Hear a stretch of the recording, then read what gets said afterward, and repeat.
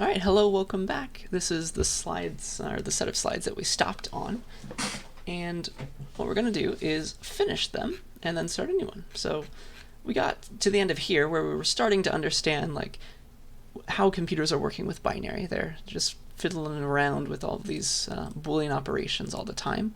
And, well, let's get some more information now. Let's see what they're actually doing with all of these logic gates, what's going on. And then I will show you that, well, computers are manipulating binary things. So ones and zeros are binary numbers, and these logic gates are actually taking in a 0 or a 1 at each wire and manipulating those values in some way. So binary will help us explain that. So binary is made up of all these little ones and zeros. I don't know why I cannot select. There we go. Made up of these ones and zeros, and we can do cool things. We can do arithmetic with numbers just made up of ones and zeros entirely. And also, inside of our computer, 1 means true and 0 means false. Okay? And everything that our computer does is built on top of these logic gates. That's all that's inside of our CPU, inside of our processors. Okay? So, yeah, everything that's even stored, like on our hard drive, it's just a bunch of ones and zeros at the end of the day. And so it's good to learn binary because that will help us understand how we can represent things with just ones and zeros. All right, so let's talk about the number system itself. So binary is called base 2. Okay, just like our number system, which we call decimal. Well, that's not a good eye. That we call decimal is base 10. So base 10 means that these are the digits we have to work with. 0, 1, all the way to 9. Then there's 10 total digits. All right, so that's our decimal number system. And so once we get to 9, we add one more. We have to use a new place. So we ran out of digits in that place. Okay, so binary is base 2, and following this pattern, that means that we only have 0 and 1 to work with. And so once we try to add 1 to 1 in binary, well, we now have to immediately use another place because we don't have any more digits. So this is 2 in binary, okay?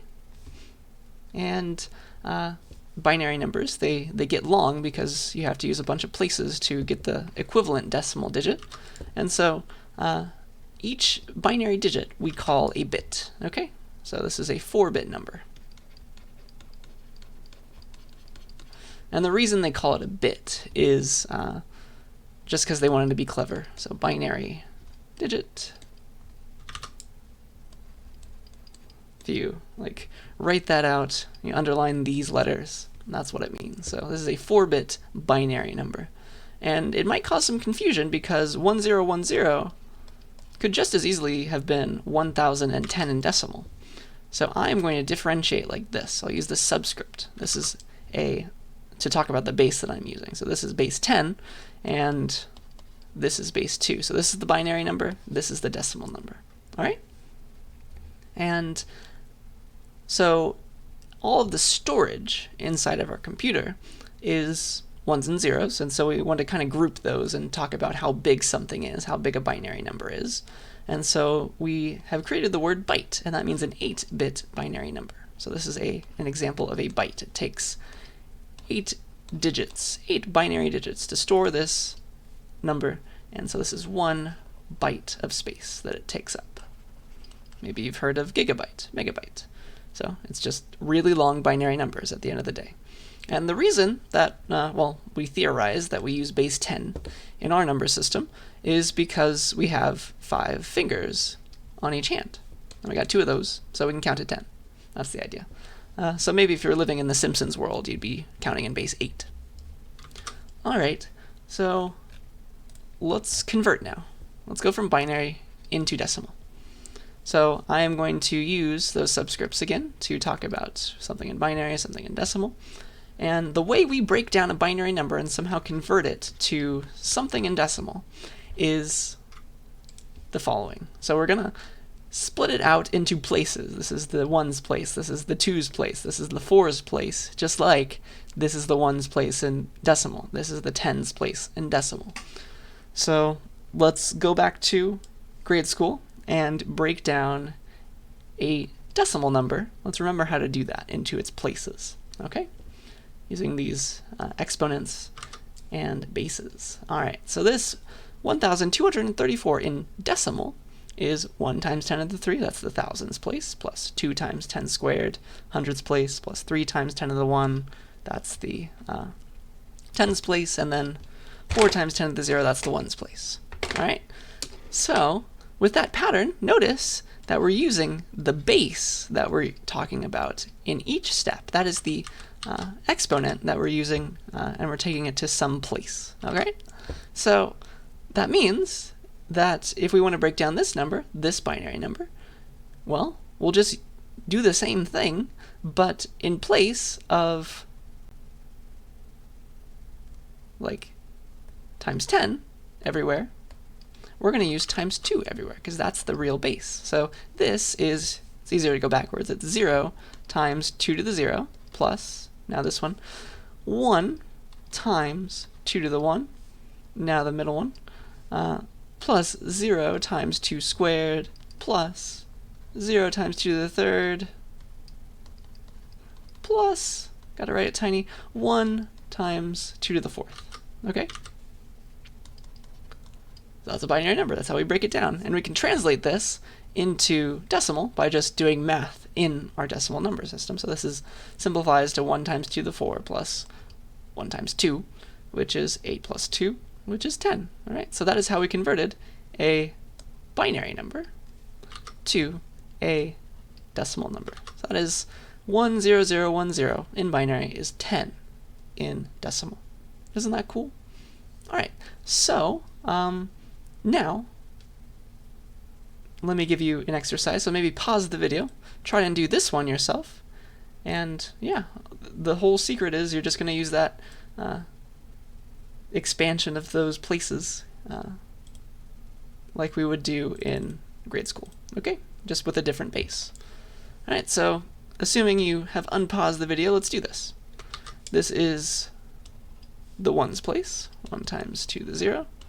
This is the twos place, 1 times 2 squared, or 2 to the first, sorry. This is the fours place, 1 times 2 squared. And this is the eighths place, 1 times 2 to the 8th. And it's either you have it or you don't. It could either be a 1 or a 0. So this is, oh, sorry, excuse me. It's hard to write and do that. It's 2 to the 3, excuse me. So that is 8 in decimal plus 4 plus 2 plus 1 equals 15. Okay, so that is a 4-bit number that we just broke down, and it happens to be 15 in base 10. All right, let's go the other way. Okay, now, well, that way is a bit more difficult, and we need to do remainders and division.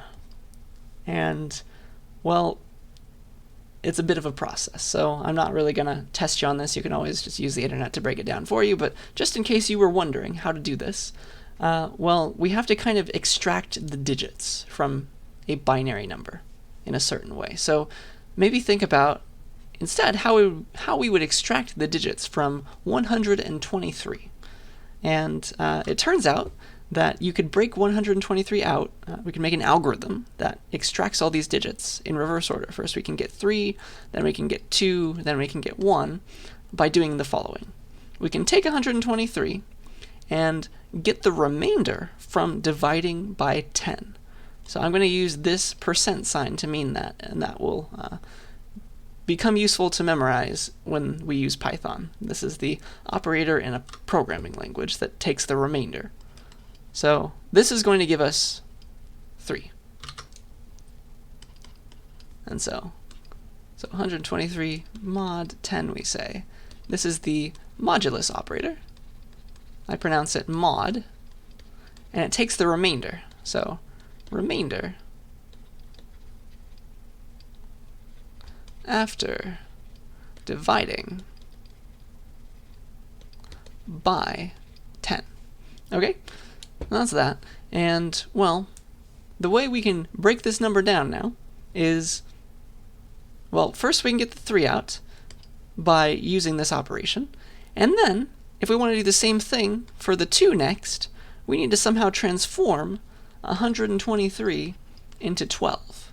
And the way we can do that is dividing by 10 and dropping the decimal places. So a special kind of division, so we call integer division, we'll just drop all the decimal places, and this will give us 12. Not 12.3 because it drops them.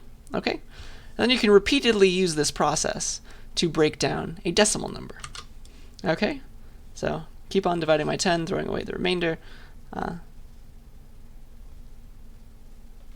And yeah, once we hit 0, we're done with this process. And so this is a bit complicated, but it does work for base 2. I'm not going to have you memorize this, but I just wanted to show it to you just in case.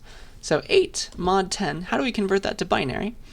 We're going to do the same process, extracting digits, but the base changes. So it's not get the remainder when dividing by 10, it's get the remainder when dividing by 2. And then divide, not by 10, but by 2. All right, so let me just show you that it works. And then maybe you can come yell at me in office hours if you want to know more. So 8, if we want to convert that to binary, we'll say 8 mod the base we want to convert to. So 8 mod 2, it's an even number, so it's 0. And that will actually be our rightmost digit. And then to shift away that 8 in binary, we do division by 2, but integer division. We drop the decimal places. Okay? So this goes in 4 times. Then we keep on doing this process with the new number that we get. 4 mod 2 equals 0 because it's even, and 4 divide by 2 is 2. So this is our next digit that we just found, and now we have 2 to work with. 2 mod 2, 0. 2 divided by 2 is 1. 1 mod 2 is 0, or sorry, is 1. And then 1 integer divided by 2. It's not 0.5, we're dropping the decimal places. It's just 0. And that means we're done. So, oops, forgot to circle that one. The number that we just created is 1000. You read it backwards. And that is the correct binary number. It's 1, 2, 4, 8th place, one of those. All right? So then for 25, I encourage you to try that as an exercise. But let's see. Actually, no, let's do it together. We got some time, probably. If not, I'll just shrink this lecture. This might be a longer one today, because we got to get through the next slides as well. So 25, to convert that to binary, again, we do mod 2 to get the rightmost digit. And this is an odd number, so this will become 1. And then we do integer divide by 2, which is 12. 12 mod 2 equals 0. 12 divided by 2 equals 6. 6 mod 2 equals 0. 6 divided by 2 equals 3. 3 mod 2 is just repeatedly do the remainder, then integer divide. 3 mod 2 equals 1. 3 integer divide by 2 equals not 1.5, just 1. 1 mod 2 equals 1. And then finally, 1 divided by 2 equals not 0.5, but 0, integer divide. So every time we took a remainder, we got a digit in reverse order. So apparently, the number that we were looking for, 25, is 11001. Okay? And we can check that. We can always check by converting to decimal again.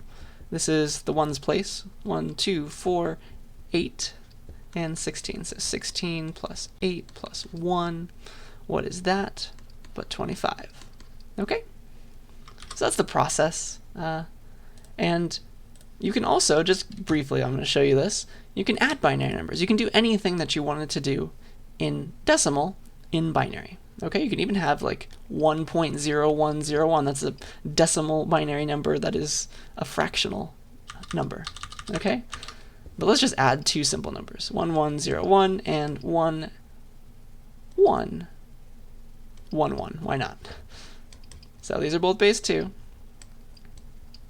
And, well, 1 plus 1, that's 2, but we got to carry because we don't have a digit for just 2. So that's 1 0 in binary. We just got to carry. All right, this is 1 plus 1, again 1 0. This is 1 plus 1 plus 1, which is 3. That's 1 1 in binary. So again, carry and also a 1. And then one more time, this is 1 1. Okay, so that is the number that we came up with, and so this is really the same as 8, 9, 10, 11, 12, 13 plus 15, and well, the answer to that is 28. Is this actually 28? Well, that's 8 plus 6, sorry, 16 plus 8 plus 4. Is that the same? Dun dun dun, 28, yeah it is. Okay, so that's equivalent. So that's how you add binary numbers. You have to carry a lot more often than usual. All right? And so finally, the last thing that I want to talk about on these slides is to bring it all home. Like, why does this get us anywhere? Why do these logic gates do anything for us? And the answer is, well, yeah, how does my computer actually use this stuff? It's actually not too hard to see. It just so happens that the XOR operation is doing addition in 1 bit. All right, so to calculate x plus y, where those are both 1-bit numbers, well, all you have to do is the XOR operation. That's really the same as the plus, because 1 XOR 1 is 0, 1 XOR 0 is 1, 0 XOR 1 is 1, and 0 XOR 0 is 0. And how do we know if we had to carry or not? Well, that was if. There's always going to be a carry if both of the numbers were both 1. Then we have to automatically carry. Okay? So the way we know that is using the AND operation. A and B gives us the carry, and we can convert those. So here's the XOR operation, here is the AND operation to get the sum and the carry. And we can chain these for miles long for each bit that we need to worry about, because the carry of one flows into the other. Well, suddenly we have multiple additions, multiple ANDs, and then one final OR. All right, so it's actually possible to do addition of binary numbers using just logic gates, and you chain them in a special way, and it's beautiful. And this is how our computers work. So hopefully that brings it all home for you. This conversion might have been a bit scary, but you can always look that stuff up. I just wanted to show you what it's doing, and now you know what it all means. So with that, I think we're set on these slides, and let's see how we're doing on time. Not too bad. Let's move in to the next ones. So now we have privacy and encryption. So, oh, sorry, things were small. Let me move into these. These are my goals for you. Let's talk about privacy. So we have a lot new stuff. We have a lot of new stuff in our digital age. We have phones, we're sharing information with people, just stuff that people 100 years ago would not have ever fathomed. And so that opens up a whole can of worms that is brand new. So how do we keep things private when everything is digital and online? Things like that. And, well, the first thing that, has existed for a while in our country is the Constitution, and we have the Fourth Amendment to it. And that is to prohibit searches and seizures that are unreasonable. And so that means if somebody wants to come and search your house, they need a warrant from a judge, and they need probable cause explained to that judge to convince them to give that warrant and to approve it. Well, it's unfortunate but true that the internet is not your house. So this doesn't really apply, so that's a problem. And even back before the internet was a thing, we had phones, and the Supreme Court even went and ruled that you don't need a warrant to go and tap a phone back in the day. So just anybody could listen into a phone call. That was what the Supreme Court thought was okay back then. And they changed their views in the 60s, and now it's a thing to require a warrant for a phone tap. Okay, so that is the Fourth Amendment, just to bring it back in our minds. So that's what exists, that's the law. That's what we have protecting us for certain things. Let's talk about some history now. Some more history, some more recent history. Well, Target did some data mining. If you've not heard of data mining, that's just like you got a bunch of data and you want to find patterns in that data. It's a really cool branch of computer science and stats.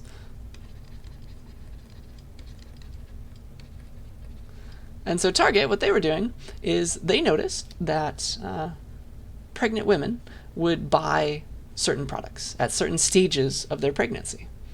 And so, being a corporation that makes money based on people buying stuff, well, they took that data and they sent ads that were targeted, or coupons that were targeted, which is the greatest pun in the world, and they sent those to the women.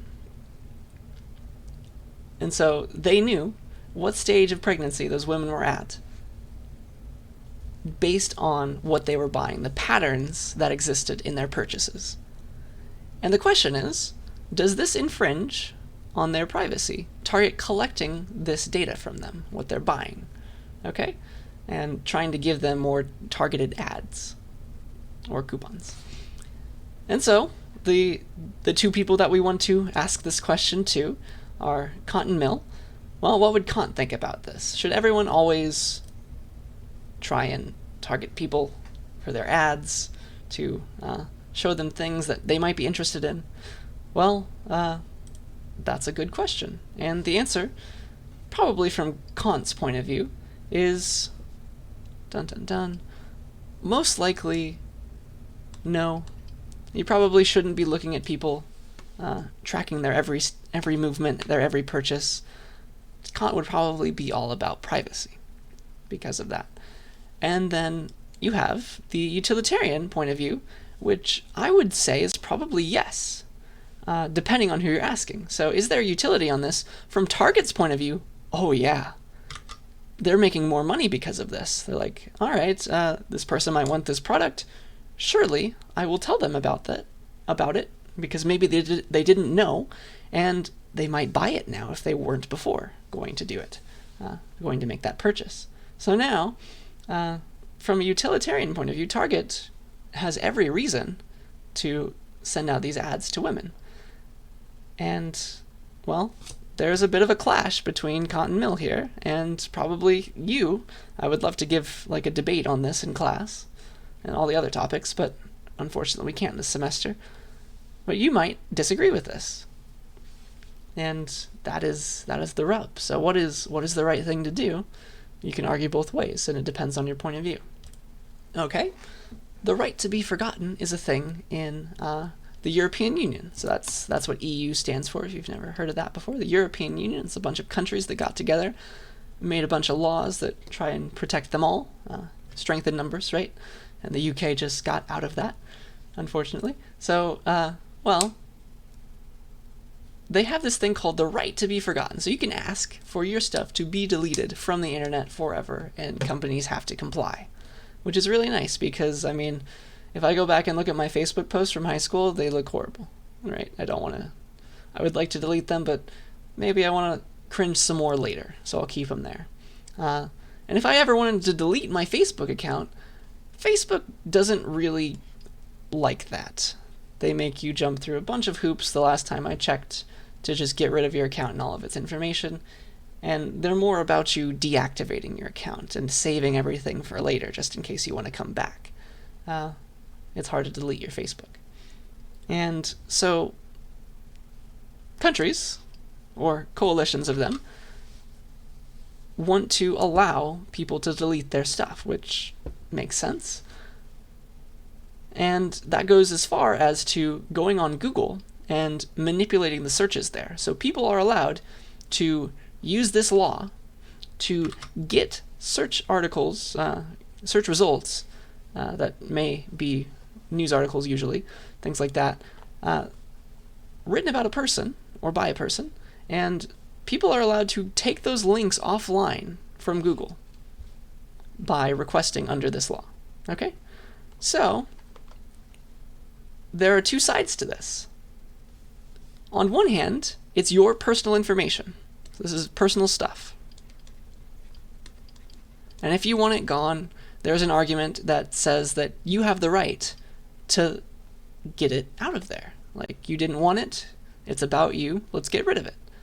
But on the other hand, maybe that information is useful in some way. Like, that information has been made public. People have a right to public information.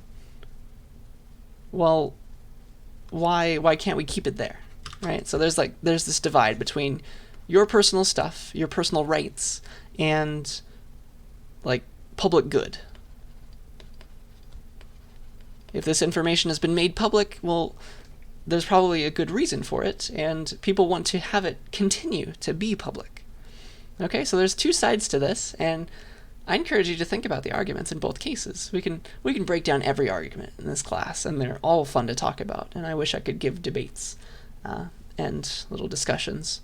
But yeah, there's two sides to this, and depending on, like, if it's about you, probably you would want this stuff gone, right?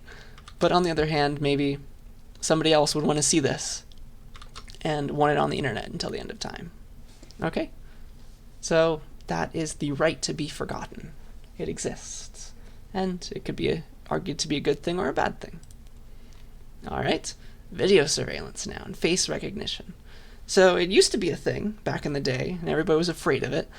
There were speeding ticket cameras in California. They would put them on like a little, on the light post in an intersection, and they would take your picture of your license plate, of course, but they'd get the whole car and your face usually.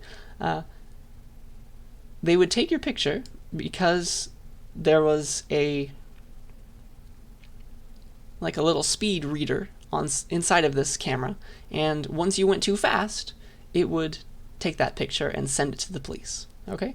And it just so happens that they were made illegal because they are deemed what's known as a speed trap, and there's a law against that in California, which is, I mean, nice for us, right?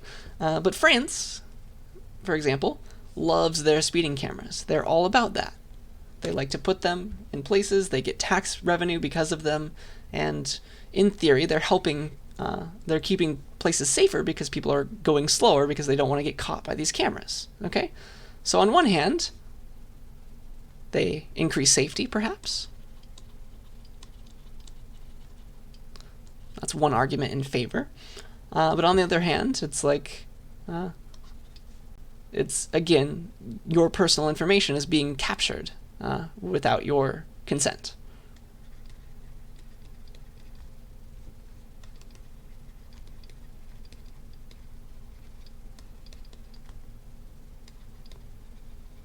Okay, and so there's two sides to that coin, again. Which one's better? And that's another argument that you can make. Okay, so is it good to have these things? Well, there's an argument for public good and there's an argument for privacy. Which one is the best? And different countries or states have decided for themselves what they think is best. And so it's always, there's no right answer again. And we'll see that for the rest of this class, and you'll see it for the rest of your life. So, all right, let's move on to face recognition. So back in the Super Bowl, apparently, I didn't know this until I read it in the book. Back in 2001, and this was in February of 2001 because 2001 was an important year for this country. This was back before 9/11, and they tested out these face recognition cameras, okay, at the Super Bowl to check whether fans, people that were entering the stadium, wherever it was, I can't remember, whether they had warrants out for them. And of course, if they did, their picture was available in like a police database. And so they would look at those things. And apparently, they found 19 ticket scalpers, but no people that were like extra bad, no like murderers or anything, but they found some people that have been convicted of things, and also pickpockets. And just everybody who walked in the Super Bowl, there was a camera pointed on them. And the ACLU was very unhappy about this. They argued hard that this is not good for our privacy, and privacy should be something that's protected, even in a public place like a Super Bowl stadium. And again, there's arguments for this. Well, was it a good thing? Well, maybe there were worse people. There could have been worse people that came to the Super Bowl, and in theory, they would have caught him. But at the same time, there's somebody in a room that's looking at your face. Is that okay? There's a computer that is checking for whether or not you look like somebody who has been convicted of a crime. Is that okay? Okay, so it's all just a bunch of questions today. Like, what's right? What is okay? And that's the idea. I'm just going to keep throwing these at you. All right, so now let's move on to ad blockers. So I use these. I am a bit biased, so just public information. So I am biased for this slide, but well, it's not illegal to run an ad blocker, and so I encourage you to download one. This is uBlock. I think it's really uBlock. Get that, install that. It'll make your life so much better. It'll block all the ads on YouTube too. So it's not illegal to block ads in the US, but it is technically illegal to block ad blocker detectors. So you might have seen a website that is like, you're using an ad blocker. Shame on you. That's how we make our money. Some ad blockers block the detector for the ad blocker, which is a hard thing to think about. So you have the thing that's blocking ads, and maybe that thing also blocks the things that detect ad blockers, if that makes any sense at all. Sorry about that. It's very weird. Because when you block a detector, you are tampering with a website's access control. And so they are allowed to control access to their content because sometimes it's copyrighted, like for example, the New York Times, they all of their articles are copyrighted. You can't just go and print every page and sell it to other people. So that's a thing. Access control is a thing. And, well, is it okay to do these things? Is it okay to use an ad blocker? So, well, Kant would be like, well, should we always, that's always the key with him, should we always look at ads? Should we always click on them? Should we always buy the products that are suggested to us to buy? And I think that you will not take long to realize that the answer is a hard no. Absolutely not. We don't have to spend money on every little thing that's offered to us. Okay, we have a right to not do those things. Okay, we have a right to say no. So Kant would be all about ad blockers. And then Mill, well, would then be asking the question, well, what are the benefits? What's the utility of using an ad blocker? And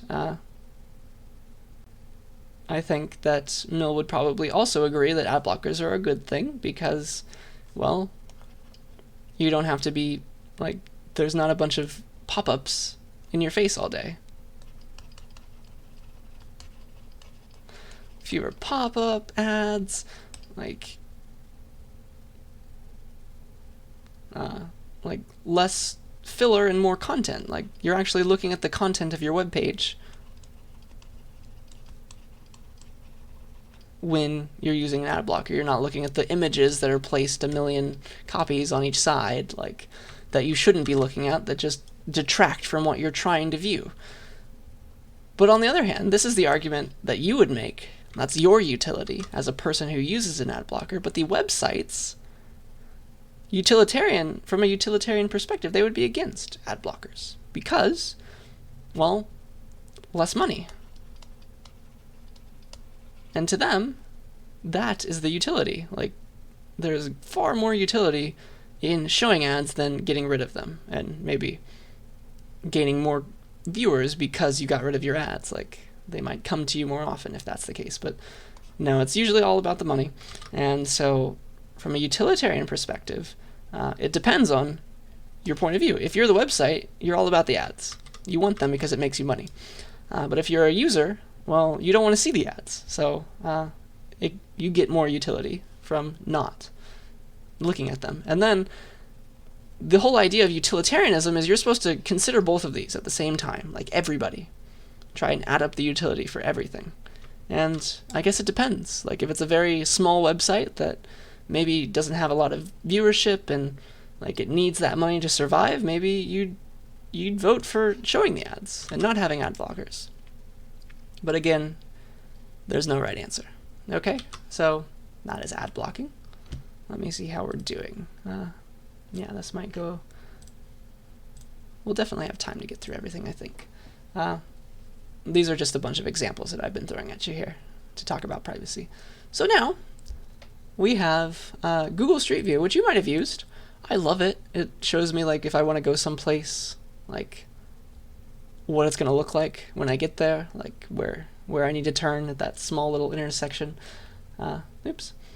And I find Google Street View very helpful. And I can go and look at my house or my parents' house from like years ago and see what was there, see my old car, things like that. It's fun.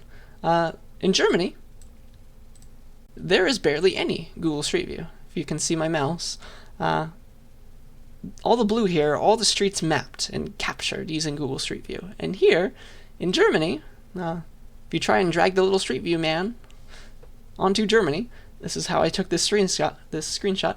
Well, you're not gonna get many things. Like in the major cities, sure, there's some Google Street View happening. But in most places, there's not going to be anything at all. So culturally, Germans really care about their privacy. So even if you're taking a picture of the outside of their house, they don't like that. They feel that that's an invasion of their privacy. And this is a cultural thing because maybe, well, I assume like we're more similar to the UK because we speak the same language, for example, and they're fine with it. I think we're also fine with it. At least I am. And so there's again the question of, is this a good thing? Is it good to have Street View?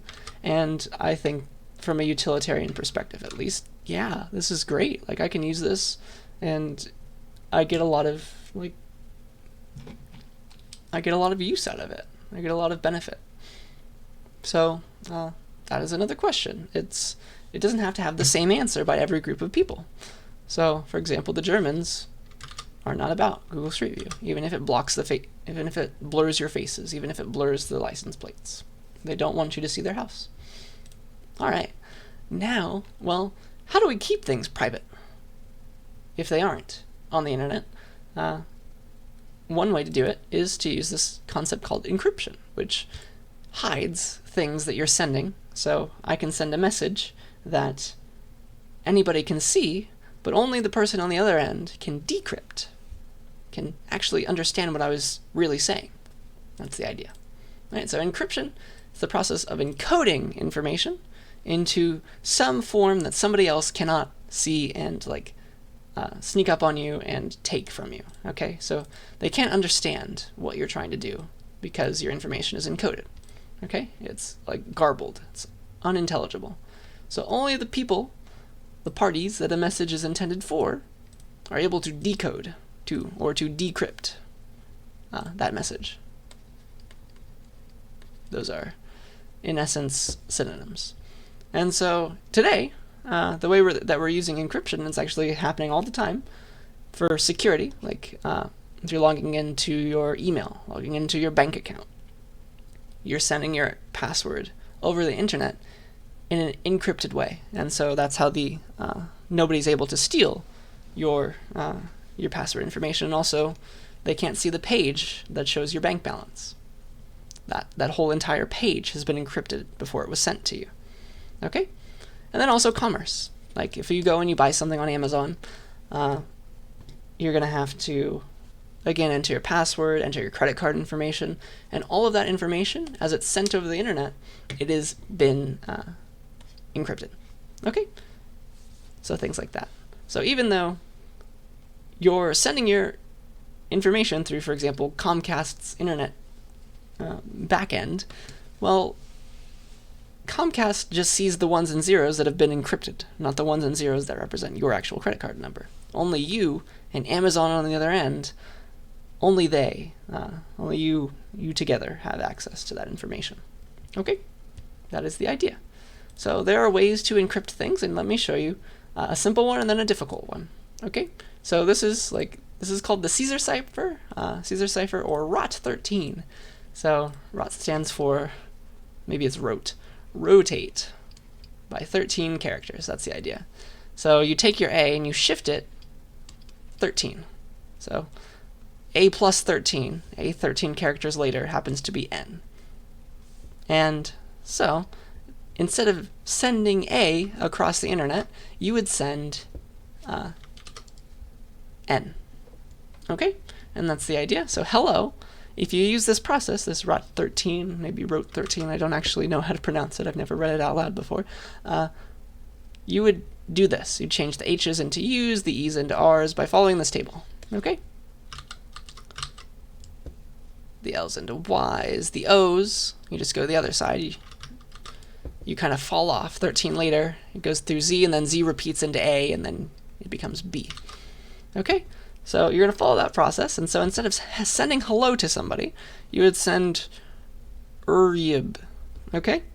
And the nice thing about ROT13 is that, well, when the person that this is intended for gets your message, they can just do the same thing over again, and they actually get the original. So U goes back to H because it's 13 later.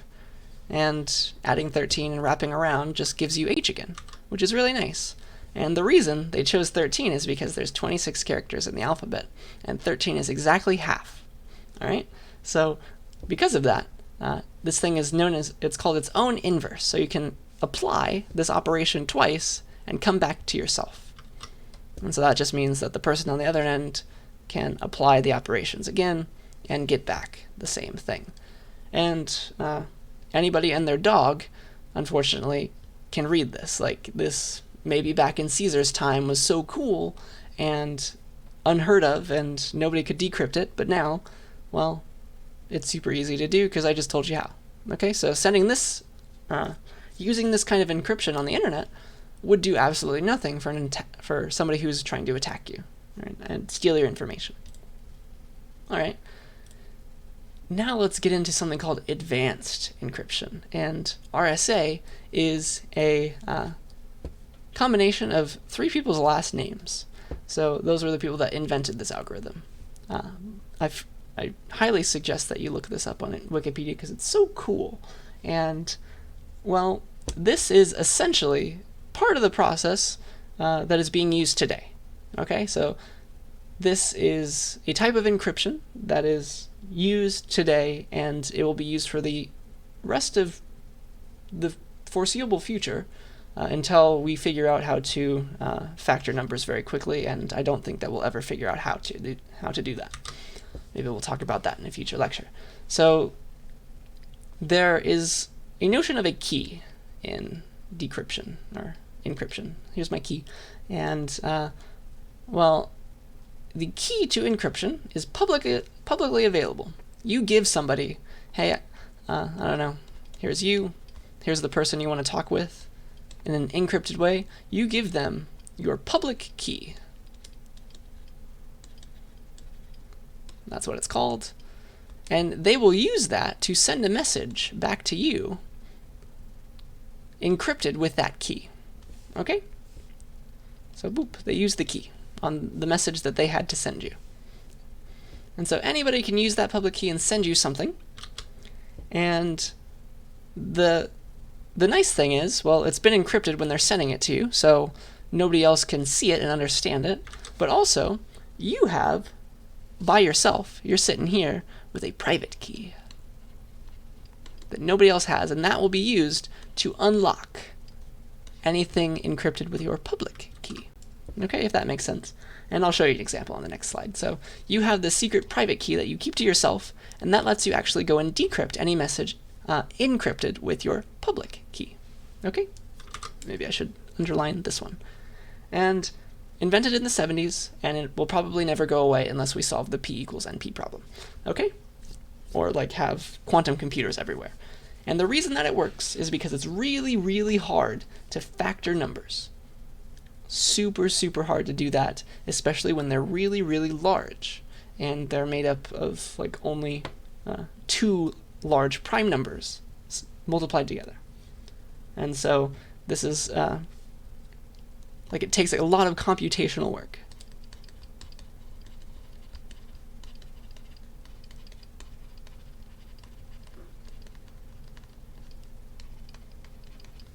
To factor 2 numbers. Essentially, you just have to try all the possibilities. And so because it's really hard to do that, it might take like thousands of years to try all the possibility on a normal modern computer. Because of that, you're safe. Okay? It would take 1,000 years for somebody to come up with and solve and break your key. All right, so now let's talk about RSA in depth. And you don't have to memorize any of this stuff. It's just for your information. So there's this notion of a public key and a private key that we talked about. And this uses a mathematical concept called modular arithmetic. And I encourage you to look this up on like Wikipedia, for example, if you are interested in this. This is really cool. It's number theory stuff. But what modular arithmetic means is we actually did a bit of it over here, taking these remainder calculations. Modular arithmetic, it just means do a calculation, then take the remainder by a certain number.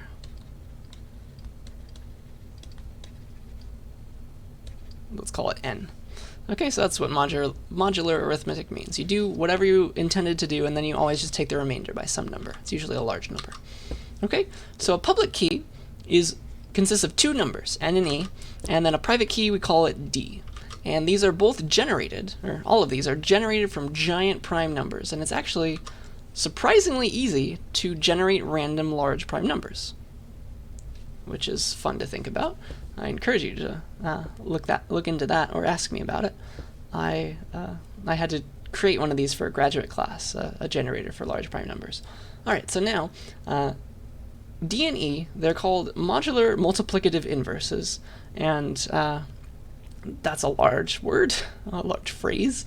All that really means is that if you take m to the e, this is actually how RSA works, m to the e, and then you take that, all of that, to the power of d, that is equivalent, you get m back. Mod n. And this is the math. This is why RSA works. So you can send any message, because you're always dividing and taking the remainder by n, you can send any message between 0 and n minus 1. But 0 and 1 won't really work for what I'm about to show you. But this is not really what happens in the real world. You do some kind of padding usually, and these problems go away. All right, so to encrypt a message, my message is called m. It's a number. If you want to send a large thing, you just send a bunch of numbers. Okay? To calculate the encryption, the encrypted message, you do m to the e mod n. That is our encrypted file. We'll call that C for ciphertext. All right, so m to the e mod n is what we send to whoever we're trying to send this to whoever has the private key.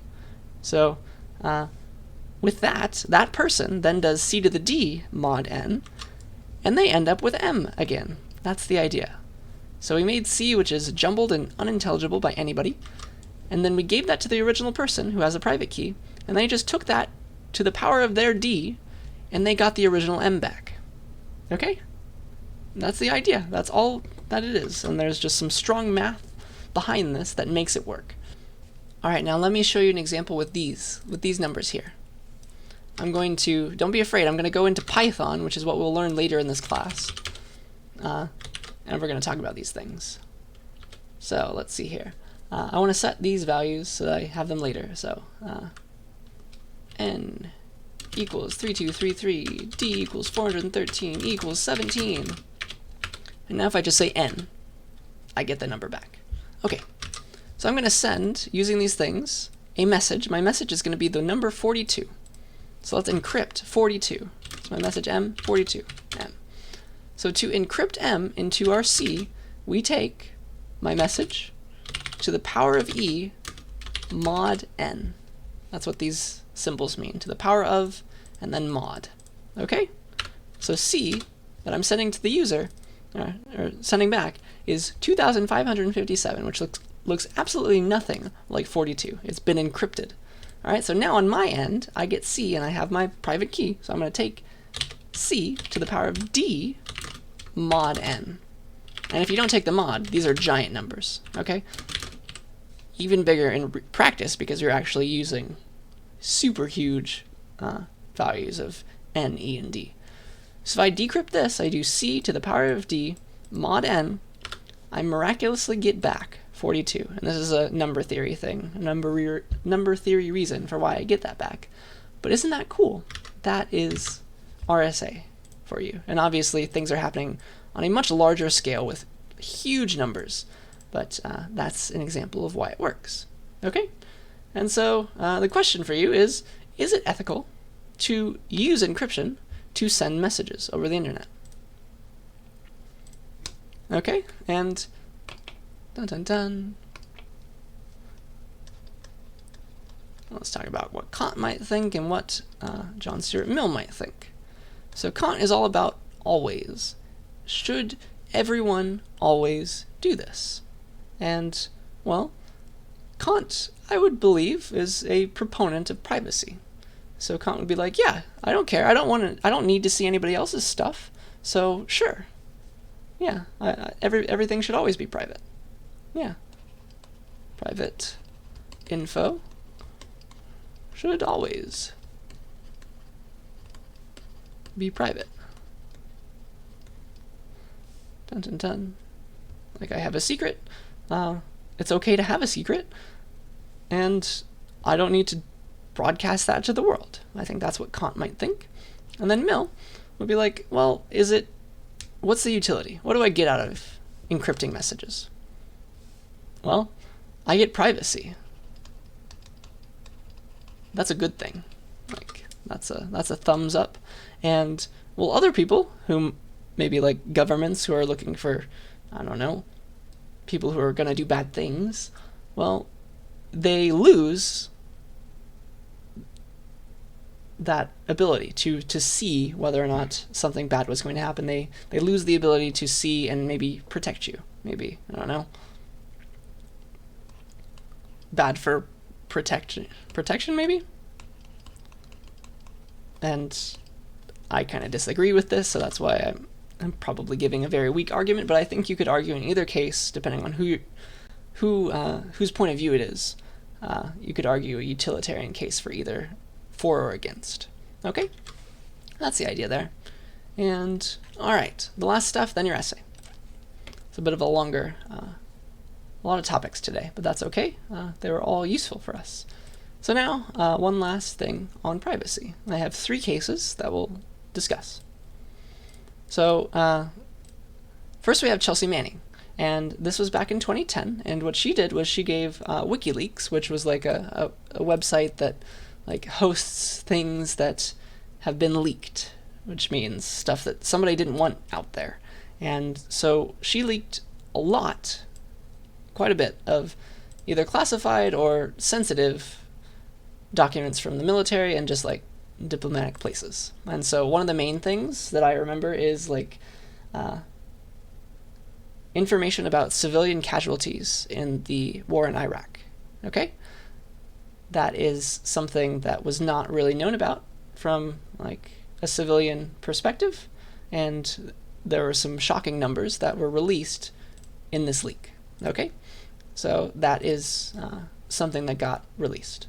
And let's see. Dun dun dun.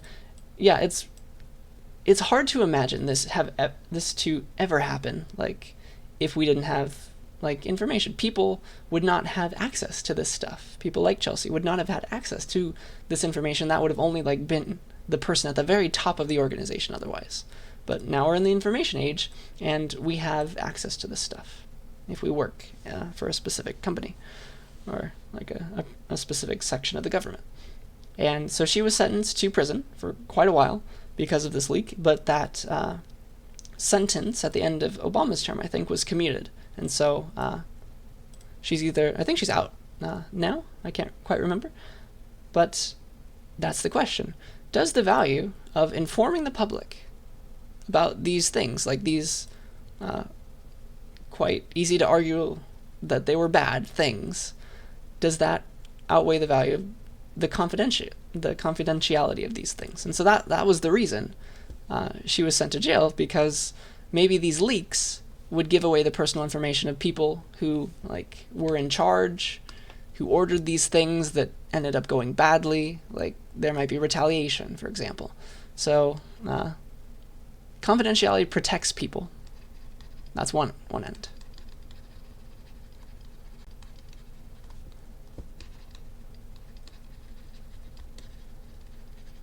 But also, people are voting, and people are voting for people to control the military. And it would be nice to know what's really happening on the front lines. And all of that stuff was classified. Okay? So to make a good decision, an informed decision about whether or not we should be in a certain place fighting a certain fight, we should have all that information in front of us. So more information for voters and activists to make a more informed decision about a certain topic, about a certain thing that the government's doing.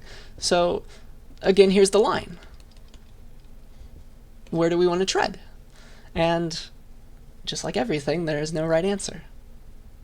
Okay, so that's one case. This is all that gets you thinking. This lecture, these set of slides is all about getting you thinking. Okay, now 2 more, and then I'll show you your essay and we'll get out of here. So the Panama Papers. That was something you might remember, also quite recent. So a hacker took a bunch of documents from a law firm, and that law firm was down in Panama. Okay, so right down there.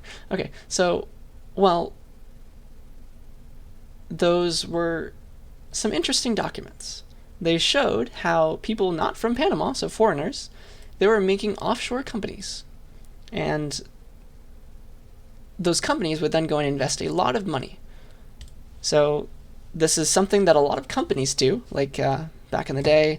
I don't know if it's still legal to do this, but Ireland, for example, was a popular place to store all of your offshore cash. Apple did it, for example, because there's better tax breaks in those countries. It costs a lot of money to bring stuff back to the US. Okay, you have to pay taxes. You have to pay foreign tax.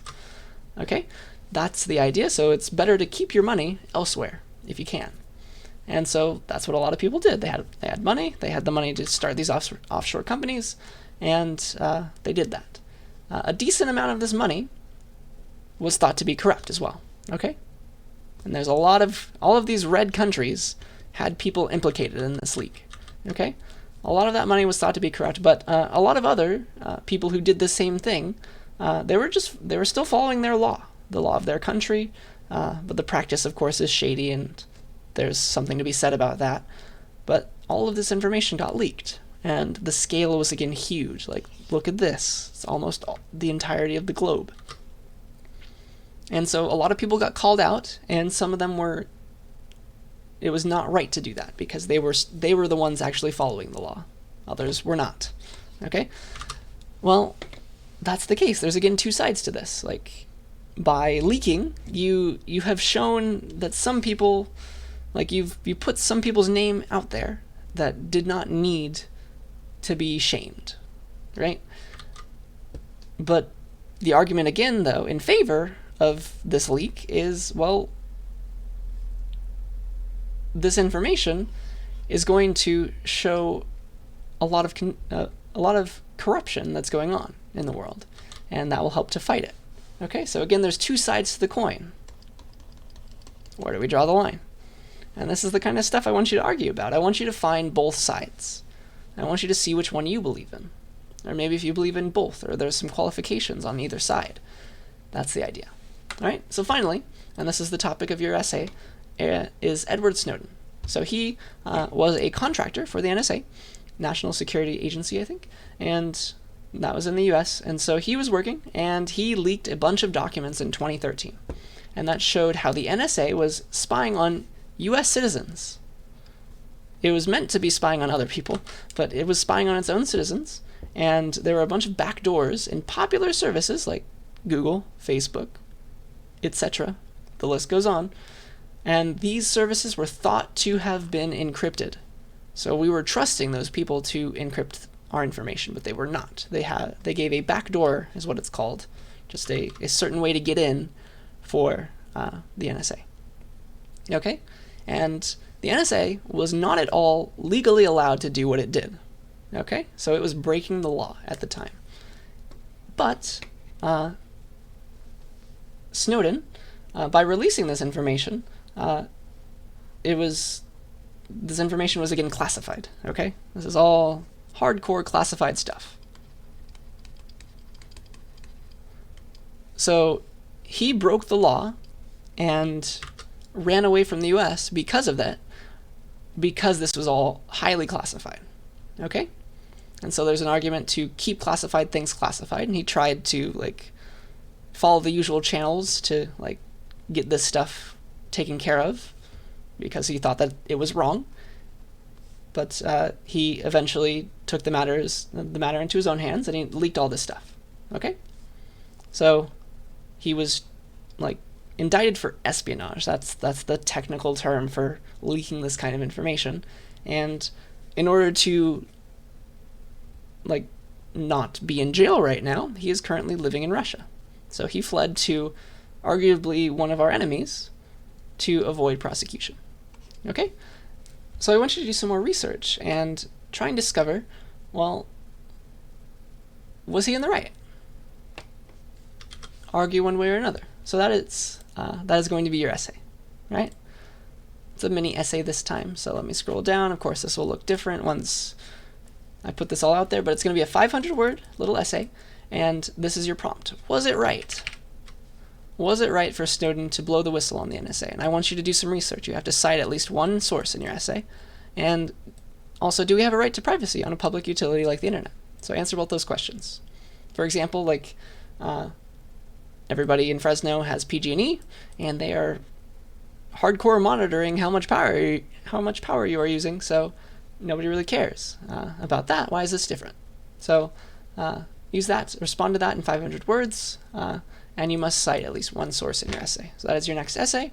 I hope you find it interesting to talk about. Please mention both sides in your argument. You have to do that, and argue in favor of or against them, or qualify them. Talk about the gray area if you must. You don't have to talk about Kant or Mill anymore this time, but you can if you want to, if that would help your arguments. So yeah, respond to this prompt, research this case, and cite at least one source. And that's all I got for you.